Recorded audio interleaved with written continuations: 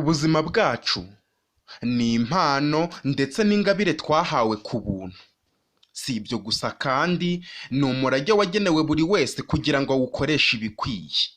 Ariko nyamara nubwo abantu bitiranya ibintu, ubuzima si ukuba umuntu ahagaze cyangwa ashobora gukora ibintu runaka kubera ko anyeganyeza ibice by'umubiri we, ahubwo ni uburyo umuntu akoresha nyine ubwo bubasha afite, noneho akagira ibyo akora. Burya hari n'abariho batariho. Rimwe wumva bavuga bati uriya yapfuye ahagaze, abandi bati yewe uriya ni nyakwigendera. Ese ko ibyo babibwira umuntu uriho babiterwa n'iki? Mu buzima habaho byinshi: kuvuka, kurerwa, gukura, gukora ibikorwa mu gihe umuntu amaze kugira ubwenge, ndetse bikanarangira apfuye. Ibi byose nibyo twita ubuzima. Bityo rero ubuzima ni nk'inzozi. Kwibeshya no kumenya ukuri, urukundo ndetse n'urwango byose bishyingurwa ahantu nyuma y'igihe kirekire, bigashyirwa ahantu mu ibanga, bigatuza kandi nyuma bikazibagirana burundu. Ese dukora iki? Twagakwiye gukora iki? Ese tugomba gukora iki? Nyamara hari n'abitwaza urukundo ngo barimo gushaka ubuzima. Ni ukubera iki? Lucas, muganga, yakomeje ambwira ati ndumva waba umujyanama w'urukundo, kuko uburyo bimbwiye bimpaye icyerekezo n'inzira zo kumwiyegereza kugeza nigaruriye umutima we. Urakoze cyane, kandi wibuke kumpamagara kuri za nimero za telefone ziri ku gakarita. Nshaka kujya nkugisha inama zerekeye urukundo nkunda uwo mukobwa, kuko mfite ubwoba ko nshobora kumwinjirira nabi akantera akadobo, kuko ntinya uburyo kababaza nubwo ntawe wigeze akantera. Muganga nese mubwira nti murisanga muga, ahasigaye twakureka tukagenda, buriya tuzasubira kandi uzibuke kumuduhera intashyo zacu. Muganga aransubiza ati nibyo ndagerageza mbatumikire, kandi namwe muzansuhurize mama wa Asha, mumubwire ko yabyaye akana keza kazi gukina, muzamubwire ko ari Dr Montana, inshuti ya Asha, imusuhuza. Kandi mukomeze mukurikirana impano namubonyemo, kuko nabonye azamo umukinnyi wa ruhago ukomeye n'umuhanzi mwiza. Gusa ikindi kandi mwirinde cyane, kuko polisi ziri gukora umukwabo ku mpanuka yabaye ejo. Lucas, ako kanya twarashimiye turangije dusezera muganga, ariko uburyo yadusezeye yunamye muri telefone yatwawe ntibusanzwe, kuko yarimo kureba amaso ameze nk'ayenda kuvamo, ari nako ayahungura buri kanya. Noneho uburyo yarabyaga iminwa yaritaga ayirigata buri kanya, byo bwari busekeje. Njye nahise menya ko arimo kureba agafoto k'umukozi wabo wo mu rugo wamutwaye ibice byose by'umubiri. Ako kanya nibwo nabonye byo imbaraga z'urukundo zikora, aho umwami ajya kunamira umuja we akamupfukamira kubera urukundo. Ubwo twasohotse ahangaha gusa Adurice we yari yumiwe. Twagiye aho bishyurira tubahereza ibipapuro Dr Montana duhaye, barangije baduhereza fagitire. Adurice ahita akurayo agapapuro avuga ati mureke twishyurire kuri sheke. Umukozi waho ngaho yarabyemeye, nuko mbona Adurice yanditse kuri iyo sheke ngo 9,005. Barangije bamusinyira agapapuro baramuhereza, nuko tujya aho bafatira imiti. Uko twagendaga aho twajyaga hose Adurice yagendaga imbere yanjye, kuko ibyaho byose kuri njye nabonaga ari bishya. Baduhaye imiti, tujya kuri resebusiyo dusinyisha ko dusohotse ibitaro. Kuri resebusiyo twavuye dusohoka ibitaro, ibyishimo byasabye umutima wanjye kubwo kuba nsohotse ibitaro ntahanye na Asha ari muzima. Noneho nakongera kwitegereza Adurice wari umuhetse mu mugongo we, nkabona ari ubwiza bugeretse ku mahirwe. Ubwo twasohotse ibitaro, nsubiza amaso inyuma ndeba aho tuvuye, ndangije nshimira Imana kuba tubisohotsemo amahoro. Nkiri muri ibyo numvise Adurice afashe ukuboko mu guhindukira, mbona taxi voiture duparitse imbere. Ako kanya Adurice yansabye kwinjiramo, nuko mubwira kwinjira mbere, nanjye mbona kwinjira. Nuko taxi voiture iradutwara nyuma n'iminota 10, mbona iparitse ahantu kureba, mbona inyubako yanditseho banki. Irindi jambo kurisoma byarananiye, ngira amatsiko yo kurimenya, bituma umujinya unyica. Nongera kubabazwa no kuba ntaragize amahirwe yo kwiga, ariko ku rundi ruhande nishimira bike Nora yanyigishije, kuko utwo yanyigishije byibuze twatumye menya ko ari kuri banki. Taxi voiture imaze guparika, Adurice yarasohotse, nanjye ndamukurikira rwose. Si ukubeshya nari meze nk'agatama karagiwe n'umushumba, kuko uwo mujyi we wa Tokowa wari munini kandi ufite inyubako ndende gusa, abantu bo bari urujya n'uruza, imodoka zo zari nyinshi cyane, amamoto yo yanyuranyuraganamo buri kanya ku buryo wabonaga hari ambutiyaje iteye ubwoba. Ibintu byose nabonaga ari bishya mu maso yanjye kuko ntaho byari bihuriye n'icyaro cya Modini nari mvuyemo. Kubera kugenda ntagaguzwa byatumye Adurice afata ukuboko ngo ntaza kuzimira rwose, yamfashe akaboko nk'umwana muto cyane, byatumye abo twari dusanze kuri banki batwitegereza. Ibyo byanyibukije ukuntu agasantere ka Modini nari narakajogoroje nterura boro, ariko narebye uburyo umujyi wa Teko uteye nkibaza aho nakwirukira, byahise bituma nemera kuba kana gati imbere y'abambonaga bose.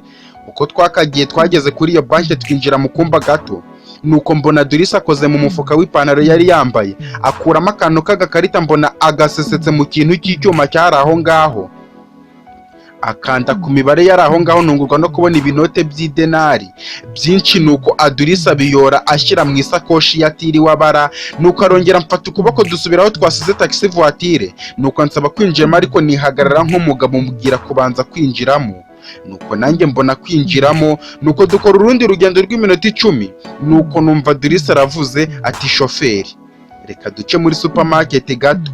Ubwo twarasohotse na shoferi araduherekeza twinjira mu isoko ryubakiye neza, urekira ry'Imodini abantu bacuruzaga izuba ribamena agahanga, imvura yagwa igatoba ibicuruzwa. Lucas, ubwo kumara kwinjira muri iryo soko twaguze nako Adurice yaguze imyenda myinshi n'inkweto nyinshi, harimo iy'abakobwa n'abana, ariko byagera ku y'abagabo shoferi akamufasha rwose. Njye nari indorerezi yibereye aho ngaho ntazi ibintu bigana, gusa amaso yanjye yo yari yabonye akazi kuko kubera kurangara cyane Adurice yagarukaga kumfata buri kanya. Adurice na shoferi baraguze, nyuma bagura ikivarisi kinini cyane cy'amapine. Njye nari ibanje kugira ngo ni imodoka baguze, ariko nkibaza uburyo baterura imodoka. Mu by'ukuri nibwo bwa mbere nari nkibonye. Icyo kivarisi baragifashe barapakiramo ibyo bari baguze byose, barangije Adurice arishyura, nuko nshaka gukora ka kazi k'ubukarani nakoraga nkiri Modini, ndagiterura ngo nshyire ku mutwe. Adurice ahita ambuza, ubundi shoferi araza atangira kugikurura. Dusohoka mu isoko, tugeze hanze y'isoko Adurice ahamagara shoferi ngo ahagarare. Shoferi yarahindukiye, Adurice amfata ukuboko, mbona nyinjije ahantu kureba abarimo, mbona barimo kurya, nuko menya ko aho ari muri resitora. Twarakomeje tujya kwicara mu nguni, na shoferi nawe yaje asunika ikivarisi atwicara iruhande, nuko baza kutwakira batubaza icyo dufata. Njye na shoferi turarebana, Adurice ati buri wese afata icyo ashaka nta kibazo. Shoferi yatumije ibyo Adurice abonye njye ntatuma, aravuga ati sheri bakuzanira iki? Ndamusubiza nti icyo ufata nanjye nicyo mfata. Lucas, ako kanya Adurice yatumijeho icyo kurya ntazi. Nyuma y'akanya gato bari babitugejejeho, noneho ibiryo bari bazanye si ibyinaha kuko nabuze uko mbyita, gusa nk'umuntu wo ku muhanda uzi ko ikintu gihiye nta ndwara gitera kandi nta kinjira mu muntu cyanduza, ahubwo handuza ikimuturutsemo. Nafashe ibiporezo ntazi ibyo ari byo, ndaporeza. Noneho inzara nari mfite ntiyari gutuma mbirebera izuba, uko nakariye na peti nyinshi. Adurice we niko yanyitegerezaga atarya, mubajije impamvu atarya arambwira ngo akeneye umutera peti. Ako kanya mpita nigeza ku ruhande ibyo nari nariyeho ngo ntera peti umukunzi. Ubwo namufashije kurya waho kurya akantamika, nabonye ntamika watarya nanjye ntangira kumutamika. Noneho ibyo mutamitse akabijyana peti iteye ubwoba kandi kurya byari byamunaniye. Ubwo njye nabibonye gutyo ndabimupakira, nawe ahagahunza umunwa, nanjye nkabimuhata. Biza kurangira dukiniye muri resitora y'abandi. Shoferi we imibu yari yamwishe imurya atureba cyane. Twarangije kurya turenzaho akaji, mu gihe turimo kukanywa Adurice yahise ambwira ati sheri nizere ko umeneze neza cyane kandi ukaba wishimiye umujyi wa Tekowa. Ndakeka nawe wabonye ibintu ko ari bishya mu maso yawe, amamodoka, inyubako, abantu, byose ntabwo wari ubimenyereye, ariko ndakeka iki ari cyo gihe cyo gutangira gukurikirana iby'umuryango wawe byose. Wanyazwe, bityo nashaka kukubwira ko ugomba gukoresha imbaraga n'ubwenge bwawe ugasubirana ibyanyu, haba ku neza cyangwa ku nabi. Ndabibona ko bigoye cyane, ariko ugomba kubikora. Bityo inshingano yawe ni iyo kongera kuzamura izina ry'umuryango wawe wazimye kubera ishyari n'ubusambo bw'abantu. Bityo ngiye kukwereka ahantu hagufasha gutegura icyo ugomba gukora, kandi wumve ko nanjye nkuri inyuma, nzajya nkuba hafi muri byose. Adorise nahise mubwira nta Adorise, nubwo ntunguye byose ariko nishimiye uburyo uzirikana ibyanjye byose, naho ubundi kubita nk'imfubyi wiyibwiriza kurira, ubwo mbonye amahirwe abangize imfubyi bakampeza ishyanga baraje bambona. Adorise yahise ambwira ati wari watungurwa se? Nibwo bigitangira, ahubwo se nicyo usigaye utekereza cyane kurusha ikindi? Adorise nahise musubiza nti ntakubeshye, ntekereza cyane ku buzima bw'ahazaza, mbitungira kuri hoteli na televiziyo by'umuryango wanjye. Adorise yahise ambwira ati ngaho fora siripurize ngufitiye. Ndamusubiza nti mbifoye ntabwo yaba ikiri siripurize. Adorise yarasetse maze arambwira ati wanze gukorera igihembo. Ndamusubiza nti ahubwo iyo siripurize yinkorera aka kanya kuko amatsiko arenda kunyica. Lucas, Adorise aho kunsubiza yahise ahaguruka asatira shoferi amwongorera ibintu ntumvise. Ako kanya ahita ahaguruka akurura ivarise, natwe turamukurikira. Tugeze kuri ya voiture aterura varize ayishyira muri butu, natwe twinjira mu modoka, nuko shoferi ayitwarira muri rimwe. Ubwo njye nagiye ndeba hanze nkabona byose ari bishya, ibindi nkabona ari ibitangaza gusa. Adorise we ntiyankuragaho ijisho kuko yakomeje kunyitegereza neza. Hashize akanya numva arampamagaye, mu guhindukira ahita ambwira ati kutampa amakuru y'ibyo warangariye ukabiha agaciro kundusha. Ese njye kutandeba ntabwo nteye ubwuzu bwo kurebwa cyangwa wamaze kundambirwa? Adorise nahise mubwira nti yawe urumva ikibazo ubu mbaza kweri, n'ukuntu uri nyamusa n'inyange w'amaso adahaga kureba, wowe ndeba amaso akuzurwa n'urumuri, umutima ugatahwa n'ibyishimo bisendereye, none wowe uravuga ngo nta bwuzu uteye koko? Adorise yahise ambaza ati none se ko mbona amaso wayahejeje hanze nkaho hari icyo wabitseyo? Ndamusubiza nti oya marayika yanjye, impamvu nuko wowe nkwibikiye ndaza kukwikuza, kuko aho nkurebera urabona urukundo ngufitiye ko niyo haza inyubako ikarugwira rwo ntirwakangarana. Adorise yahise ambwira ati ndaba ndeba ukuntu nyibikiye. Ndamusubiza nti urukundo ngukunda ruva mu ndiba y'umutima, kuko urukundo nagukunze kuva mu buto n'ikimeza, niyo mpamvu amaso yanjye adateze kukuvaho, kuko umuntu utakwishimira guhora areba ubwiza bugutatse yaba afite ikibazo cyo mu mutwe cyangwa ikibazo cy'amaso. Adorise yahise ambwira ati nanjye ndagukunda sheri, niyo mpamvu ngomba kukurwanira ishyaka muri byose. Lucas, njye na Adorise twagiye tuganira amagambo y'urukundo rwacu, tuza gushiduka taxi voiture iparitse kureba ahantu iparitse, tubona ni imbere y'inyubako ndende cyane kurusha izindi nari nabonye zose, kuko yari ifite amagorofa utamenya umubare kuko yari ndende cyane. Ako kanya twasohotse mu modoka, tugeze hanze umushoferi araza afungura ya butu akuramo rwa ruvarize. Ako kanya mbona abakobwa beza bambaye uniforme baza badusatira. Ako kanya Adorise yahise abereka ikivarise baragifata, arangije yishyura umushoferi. Ngeweho nari nakomeje kurangarira uwo mutamenwa w'inyubako ndende igizwe n'amagorofa menshi kandi meza cyane. Uko nakomezaga kurarama navangagamo kureba hirya no hino. Ako kanya Adorise yahise anyegera nkomaho, kuko nasaga n'uwagiye kure mu bitekerezo bitewe n'ibyo nabonaga. Nuko ndamubaza nti iyi niyo siripurize wambwiraga? Adorise aransubiza ati ubwo se urabona bishamaje? Ndamubwira nti ikindi wanyereka gishamaje kurenza ino nyubako ndende se gutya cyaba ari ikihe? Adorise arambwira ati ubwo se watangajwe nuko ari ndende, umenye nyirayo ntiwagwa gihumure ukagwa muri koma? Adorise naramusubije nti kumenya nyirayo ntacyo bivuze cyane ko ntacyo byamarira. Adorise yarambwiye ati ibyo tubireke, ahubwo reka nkwibariza akabazo k'amatsiko kandi ntumbeshye. Ndamusubiza nti mbaza nta kibazo, kandi nawe urabizi ko kubeshya atari umuco wanjye. Adorise yarambaje ati ushobora kumbwira ikintu kimwe kigeze kugutera amatsiko ndetse n'ikintu kimwe kigeze kugutungura kurusha ibindi mu buzima bwawe? Ndamusubiza nti kuki umbajije ibyo bibazo, urashaka kugera kuki? Arambwira ati impamvu nuko kijyanye na siripurize nenda kugukorera, ahubwo mbwira vuba siripurize batarayidobya. Adorise naramusubije nti umunsi natunguwe ni umunsi namenye ko nkunda, naho ikintu cyanteye amatsiko kurusha ibindi kandi kugeza n'ubu kikinteye amatsiko ni ukwibaza umunsi nzagira amahirwe byibuze yo kubona Bamakabe hoteli n'Abamakabe televiziyo by'umuryango wanjye w'Abamakabe. Adorise yahise ansubiza ati siripurize naguteguriye yo nta matsiko iguteye se? Ndamubwira nti ariko se kuki utinda kumara amatsiko uyobewe ko ibitinze bibora?